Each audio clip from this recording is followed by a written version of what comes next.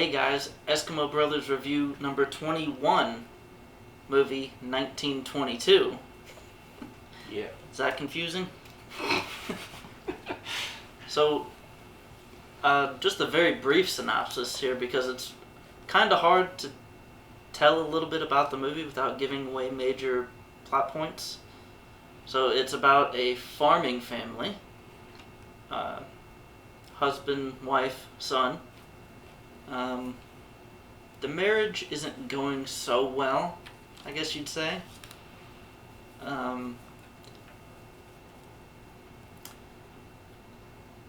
It is a Stephen King movie, and it's rated MA on Netflix for gore and smoking. Mm-hmm. So, yeah, that's, I think, the best we can do for a synopsis without... Yeah, without going too far. Yeah, into spoilers. Right. I think... well, it stars the same guy that was in The Mist. What was his name? Yes, Thomas Jane. So, I mean, that's an easy comparison. Thomas... what? Jane. Thomas Jane and Stephen King. So, I think The Mist was better. It's a little slow in spots. It's a little long, I would say. Some shots outstay their welcome, I'd say. Yeah. It did have decent creepy music, though. Yeah, that was one thing I thought of because. So I'm a Stephen King fan. I like the literature. The movies, they take a little bit away from the books because it's a little less creative, but theirs was still really nice. The first thing I noticed was the music. It was kind of a haunting. It was something like foreshadowing. Like, this is, if you don't know it's a Stephen King movie, now you do. Like it's a lot of string instruments, great orchestra, but it's something is gonna happen. You don't know when, you don't know what, but something bad, something bad is in the future for these people. So that was like one of the first things I noticed was the sounds and the scenery was amazing, I thought. The opening scenes to kind of set the mood or like set the location, that was great because it takes place, like he said, on a farm, and so you can see all like the beautiful fields full of corn or whatever, wheat that they have, and you have the beautiful sunsets or sunrises. You have the farmhouse, the barn. It's like all the colors are great. The cinematography I thought was pretty well done.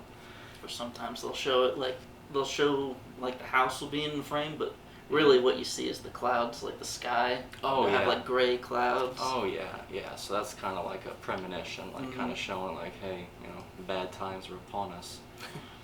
But yeah, it was just the way they did the colors was great. I thought, it does take place in 1922, so you'll see the what everyone's wearing, and it's typically dark and gray and beat up because there were farmers too. So I'd say that's pretty accurate with the times. But you will have those spots of like beautiful bright color to kind of take away from that, like distract you from all the rest. So I did like that symbolism too. So there's kind of like almost like a hope, but maybe not really. Maybe we'll find out. I didn't like Thomas Jane's accent. Sometimes it was weird. hard to hear. Like you'd miss like the last word or two of a sentence. Like, what was that? Like, he talked without moving his teeth a lot of times. Yeah, that was something that I had down too. Was that I thought it was kind of cool in the beginning. Like it kind of showed like what he was. Like he wasn't like a super educated person. He was just a farmer in the 1920s. It does take place in Nebraska too. So. Yeah. So, which I don't really know a Nebraska accent. So, if I had to guess, I'd just say, yeah, that sounds fine to me. Sounds about right. But Yeah, there was a lot of times where he'd speak out of the side of his mouth, and he would like clench his teeth and speak through his teeth, and almost like he should have. I think it would have been perfect. He had like a toothpick the whole time. Yeah. Like that's kind of what it sounded like. Just imagine you having a toothpick and trying to talk like that the whole time. But he did put some like slightly southern, but not really. It was, yeah, it was okay in the beginning, but it did get a little much towards the end because it was all the time. It was the same thing. It was kind of hard to understand. That's for sure. There's one scene that kind of stands out, mostly for being odd and not fitting with the rest of the movie, was towards the beginning, the wife gets drunk, and it's pretty damn hilarious, and the rest of the movie really isn't funny. Yeah. So that one just, it seemed out of place, but I was okay with it. It was just more of it's a notable part of the movie.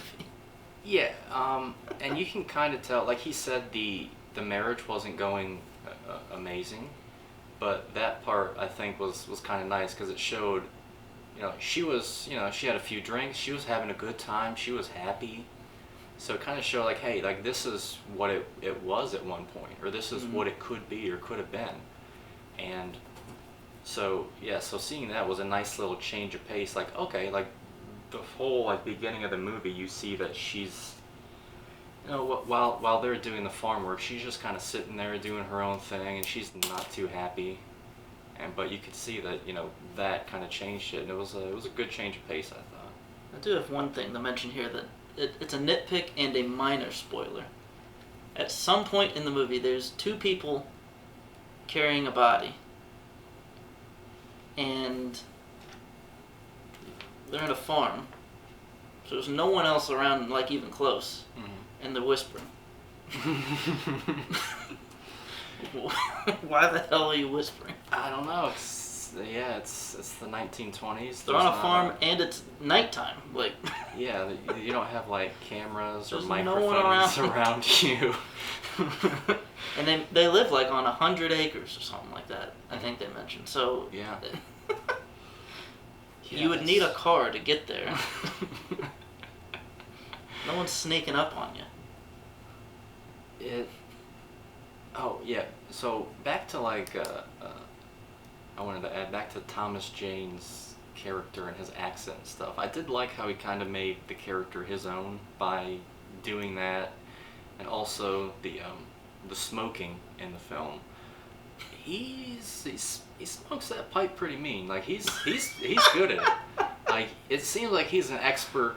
He smokes a mean pipe. He smokes a mean pipe. Like it seems like he's an expert pipe smoker. Just the way he does it, and just the you can like the sound and the visual aspect of it. Like I was like, oh, this guy's definitely done this before. Like that's a quality drag off the pipe. Like this guy is pretty nice. But yeah, ultimately, I just kind of liked the way he did it himself, and he kind of made it his own character. Yeah, between the clothes and his acting, I actually wasn't sure if that was the same guy from The Mist or not. Yeah. I thought it might be, but I was like, It took me a second too, because Shadow said it was, and I'm like, oh, okay, yeah, I know who that guy is. And I'm like, for the first couple minutes, I'm like, so when's this guy gonna be in the movie? But I'm like, oh wow, like so yeah, it was pretty solid acting, I thought. Yeah. But yeah, the accent was kind of weird. If you're scared of rats, you might not enjoy this movie as much. So there's a... Unless you want to be scared. Yeah, unless you want to be scared. So yeah, I thought it was pretty cool that that there was all these rats in the film, and that might not be too scary to us now, but and back then in the 1900s, like you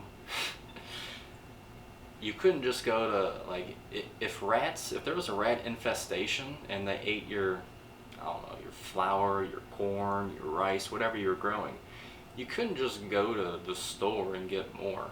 Like that was your livelihood. Like rats were terrible in the 1900s. Like that, it's like the worst thing you could have, like in like a small town or a village, because there's not like trade. Like you can't just go to the market, pick up some bananas from Nicaragua. like everything is locally grown, so if there's like an infestation like that, that's terrible. So that was some foreshadowing too. That was kind of like symbolism, and I thought that was pretty interesting, and I was happy that that was kind of thrown in there too, to kind of show like how terrible it is to have rats back then. It's not good. There was I think the last thing I have about this film was there was a point where the father was talking to his son and referencing how he was in heaven in the field and how great it is. But then, after like the family makes some decisions and stuff, it immediately turns to hell for him. Like it switched pretty quickly. So he was once in heaven, and then he decides to, they make these decisions, and he quickly realizes that I made a mistake. This is maybe what I wanted, maybe what I thought we needed was not the right thing. And so it instantly became a hell for him. What he always wanted, what he always loved, like it completely shifted. So I thought that was pretty cool too. Yeah. The way that changed over. Yeah, I didn't even think about that. Yeah, the only other nitpick I have is some of the farm equipment and some of the cars are way too clean. Because they live on a dirt road, so anytime you see a car, there's a big cloud of dust behind them. Mm-hmm.